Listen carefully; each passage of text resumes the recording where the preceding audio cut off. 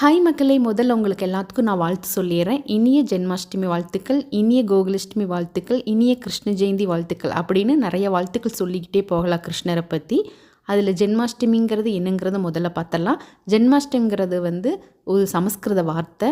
ஜென்மாங்கிறது பிறப்பு, அஷ்டமிங்கிறது ஆவணி மாதத்தில் தேய்பிறை அஷ்டமியில் ரோகிணி நட்சத்திரத்தை சேர்ந்து வர நடு இரவில் விஷ்ணு 8வது அவதாரமாக 8வது குழந்தையாக தன் அம்மாவுக்கு பிறந்ததுனால நம்ம ஜென்மாஷ்டமி கோகுலாஷ்டமின்னு சிறப்பாக கொண்டாடுறோம். கிருஷ்ண ஜெயந்தினாலே வெண்ணெயை தாண்டி ஏகப்பட்ட பலகாரங்களை வைப்போம். அதில் சிறப்பாக அவளை ஏன் வைக்கிறோம் அப்படிங்கிறது ஒரு குட்டி கதையை நான் எங்ககிட்ட பகிர்ந்துக்குன்னு ஆசைப்பட்றேன். சாய்பாபா சச்சரிதம் படிக்கிறவங்களுக்கு தெரியும். அத்தியாயம் 24வது பக்கத்தில் பாபா வேடிக்கையாக ஒரு கதை சொல்லியிருப்பார். கிருஷ்ணர், தோழர் சுதாமர், அண்ணர் பலராமன் 3 பேரும் குரு சாந்தீபனி முனிவர் ஆசிரமத்தில் வசித்து வந்தாங்க.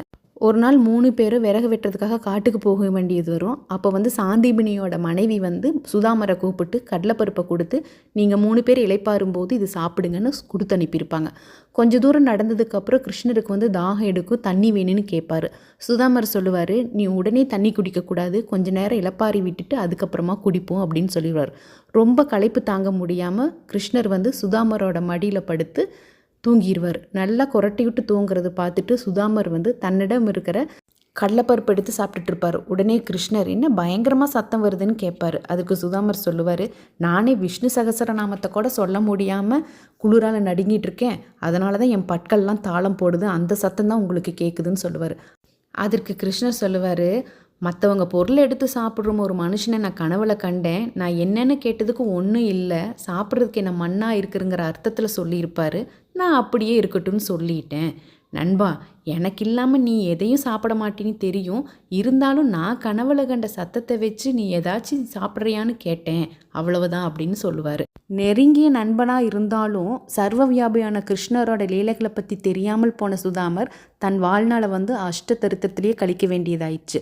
பிற்காலங்களில் தன் மனைவி ஈட்டிய பணத்தில் ஒரு பிடி அவளை கிருஷ்ணருக்கு கொடுத்ததுனால அவர் பெருமகிழ்ச்சி அடைந்து பொன்னகரத்தையே அவருக்கு அளிப்பார். இவ்வளோதாங்க இந்த அவளை பற்றி ஒரு குட்டி கதை உங்ககிட்ட ஷேர் பண்ணிக்கணும்னு ஆசைப்பட்டேன். இப்போ கடவுளுக்கு படைச்சிட்டு கூட இருக்கிறவங்களுக்கு பகிர்ந்து கொடுத்துட்டு அதுக்கப்புறம் நம்ம சாப்பிட்ணுங்கிறதான் இந்த கதை சொல்லுது. இப்போ வாங்க நாம் சூப்பரான அவளை வச்சு ஒரு ஸ்வீட் ரெசிப்பியும் ஒரு முறுக்கும் பார்க்க போகிறோம். வாங்க எப்படி செய்கிறதுன்னு பார்த்துடலாம். அவள் ஒரு கப் எடுத்துக்குங்க. கெட்டியான அவள் எடுத்துக்குங்க. இதை 2-3 தடவை நல்லா வாஷ் பண்ணி எடுத்துக்கலாம்.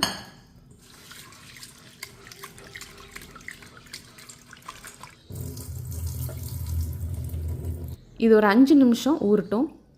5 நிமிஷத்துக்கு அப்புறம் பாருங்கள் எவ்வளோ சாஃப்டாக இருக்குதுன்னு. ஒன்று எடுத்து பிசைஞ்சு பார்ப்போம். இந்த அளவுக்கு இருக்கணும். இது தண்ணி வடிகட்டுட்டு நல்லா தண்ணி இல்லாமல் பார்த்துக்குங்க. இந்த மாதிரி உதிரியாக இருக்கணும், துளி கூட தண்ணி இருக்கக்கூடாது. அதுக்கப்புறமா பாத்திரத்தில் போட்டுக்கலாம். 1/2 கப் நாட்டு சர்க்கரை, 1/4 கப் கொட்டை நீக்கிய டேட்ஸ். இந்தளவுக்கு சாஃப்டான டேட்ஸ் வாங்கிக்கோங்க.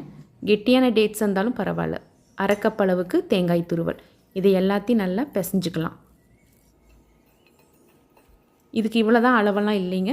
உங்களுக்கு இஷ்டமான அளவுக்கு நீங்கள் டேட்ஸ் இன்னும் கூடுதலாக கூட போட்டுக்கலாம், தேங்காய் துருவல் இன்னும் கூட சேர்த்தி போட்டுக்கலாம். இந்த மாதிரி உதிரியாக கூட நீங்கள் சாமிக்கு படைக்கலாம்.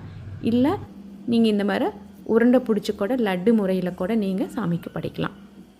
அவ்வளோதாங்க, சூப்பரான அவல் ஸ்வீட்டு ரெடி ஆயிடுச்சு. நீங்கள் இந்த கோகுலாஷ்டமிக்கு இந்த முறையில் செஞ்சு படைங்க. இந்த ஸ்வீட்டு மேக்ஸிமம் 2 நாளைக்கு தான் வச்சு சாப்பிட முடியும். இதுதான் நம்ம பார்க்க போகிறது அவல் ரிப்பன் முறுக்கு. வாங்க எப்படி செய்கிறதுன்னு பார்த்தலாம். அதுக்கு 1 கப் அளவுக்கு அவல் எடுத்துக்கங்க. நான் கெட்டியான அவல் தான் எடுத்திருக்கேன். 3/4 கப் அளவுக்கு பொட்டுக்கடலை எடுத்துக்கலாம். இந்த 2ஐயும் நல்லா வெயிலில் 1/2 மணி நேரத்துலேருந்து 3/4 மணி நேரம் வரைக்கும் காயிட்டும். இது காஞ்சதுக்கு அப்புறமா மிக்ஸி ஜாரில் அவளையும் பொட்டுக்கடலையும் போட்டு ஒன்றா ஃபைன் பவுடராக அரைச்சிக்கலாம். அரைச்சி வந்ததுக்கப்புறமா சல்லடையில் நல்லா சலிச்சுக்குங்க.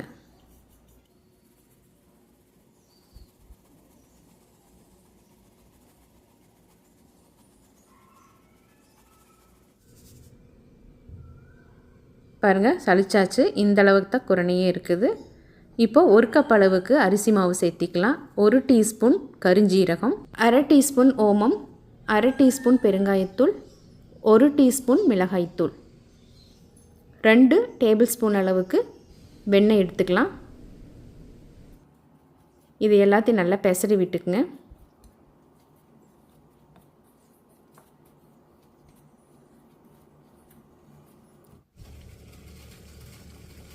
இப்போ இதுக்கு நல்லா சுடுதண்ணி காய வச்சுக்கலாம்.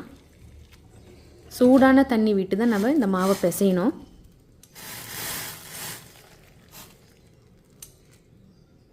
கைவிட்டு கிளற முடியாது, ஸ்பூனை வச்சு கிளறிக்குங்க. பார்த்திங்களா, ஒரு பொருளை மறந்துட்டோம். உப்பு தேவையான அளவுக்கு சேர்த்திக்குங்க. இது நல்லா மிக்ஸ் பண்ணி விட்டுட்டு கொஞ்சம் கொஞ்சமாக சுடுதண்ணி விட்டு நீங்கள் முறுக்கு பதம் எப்படி நார்மலாக பிசைவீங்களோ அந்த அளவுக்கு நீங்கள் பிசைஞ்சு எடுத்துக்குங்க. நான் 1/2 லிட்டர் தண்ணி சுட வச்சேன். இப்போ பார்க்கல எந்த அளவுக்கு தண்ணி தேவைப்பட்டதுன்னு.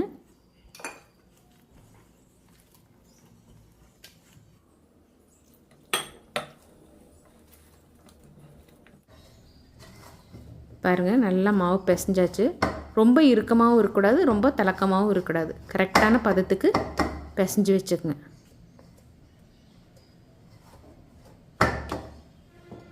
பாருங்கள், எனக்கு இந்த அளவுக்கு தண்ணி மிச்சமாயிடுச்சு 1/2 லிட்டரில். இப்போ நான் ரிப்பன் ஓட்டை தான் எடுத்திருக்கேன். தேவையான அளவுக்கு எண்ணெய் விட்டு தடவிட்டு அதுக்கப்புறமா மாவு விட்டு நம்ம ஒரு தடவை ட்ரை பண்ணி பார்த்துக்கலாம். இறுக்கமாக இருக்கா இல்லை லூஸாக இருக்குதான்னு பார்த்துக்கலாம். இப்போ கரெக்டாக இருக்குது, உடையாமல் வந்திருக்கு. இப்போ எண்ணெய் காஞ்ச உடனே கொஞ்சமாக போட்டு பாருங்கள். பொரிஞ்சு வந்த உடனே நம்ம மாவை பிழிஞ்சு விட்டுக்கலாம்.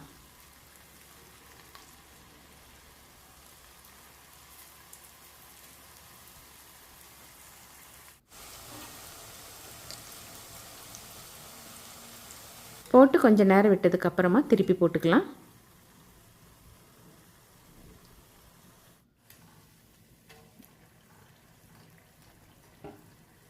அவ்வளோதாங்க, அவல் ரிப்பன் முறுக்கு ரெடி ஆயிடுச்சு.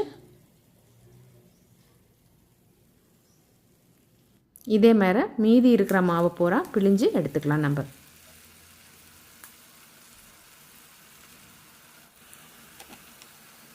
இந்த மாவை வச்சு எந்த டைப்பில் வேணாலும் நீங்கள் சுட்டுக்கலாம். நார்மல் 3 ஓட்டை இருக்கிற முறுக்கு சுட்டுக்கலாம், இல்லை முள்ளு முறுக்கா கூட சுட்டுக்கலாம், இல்லை சுத்து முறுக்கா கூட நீங்கள் செஞ்சுக்கலாம். அவ்வளோதாங்க, எல்லா மாவையும் நான் பிழிஞ்சு எடுத்துகிட்டு அப்புறமா காமிக்கிறேன். கடைசியாக கொஞ்சமாக கறிவேப்பிலை பொரித்து எடுத்துக்கலாம். அவ்வளோதாங்க, எல்லா மாவையும் முறுக்கா சுட்டாச்சு. இப்போ கொஞ்சம் எடுத்து உடச்சி பார்ப்போம். எப்படி கிறிஸ்பியாக இருக்குது பாருங்கள். துளிகோட எண்ணெய் இல்லாமல் வந்திருக்கு. கரெக்டான பதத்தில் நீங்கள் பிசைஞ்சிங்கன்னா உங்களுக்கு இதே மாதிரி சூப்பரான அவல் ரிப்பன் முறுக்கு கிடைக்கும்.